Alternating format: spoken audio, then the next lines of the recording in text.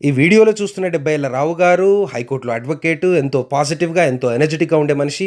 తనని చూస్తే కూడా చాలామంది 70 ఏళ్ళంటే నమ్మరు. మరి అటువంటి సార్‌కి కూడా ఒకానొక రోజు ఈ పరిస్థితొచ్చింది. కుంటుతనము, కోర్ట్‌లో నడవలేకపోవడము. అది చూసి వాళ్ళ ఫ్రెండ్స్ అందరూ, లేదు సార్ మీరు పర్మనెంట్ ట్రీట్మెంట్ చేయించుకోండి మోకాళ్ళకి, చాలా ఇబ్బంది పడుతున్నారన్న రోజున తను నా దగ్గరికి, సార్ లెఫ్ట్ సైడ్ మోకాళ్ళ మార్పిడి చేయించుకుంటాను సార్, నాకు మందులు తోటి ఇంకా వద్దు సార్, నేను భరించలేకపోతున్నాను, I want to go for a permanent treatment అనడం జరిగింది.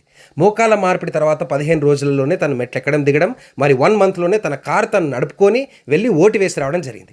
బట్ ఆపరేషన్ తర్వాత ఒకానొక రోజు తను బాగా రెడీ అయ్యి వెళ్తుంటే తన ఇంట్లో పైనున్న వాళ్ళు, కిందున్న వాళ్ళు అపార్ట్మెంట్‌లో, ఏంటి సార్ నిన్నగాక మొన్న కుంటుతా ఉండే ఇప్పుడు మంచిగా రెడీ అయ్యి ఎటు వెళ్తున్నారండి అంటే, తను ఎంతో ప్రౌడ్‌గా మా డాక్టర్‌ని కలవడానికి వెళ్తున్నామండి అని చెప్పారండి.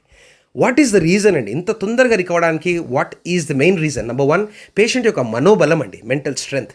నెంబర్ 2, కండ కోయకుండా సబ్వాస్ట సప్రోస్తో మనం నీ రీప్లేస్మెంట్ చేసుకుంటే నొప్పి తక్కువ ఉంటుంది, రికవరీ అనేది చాలా తొందరగా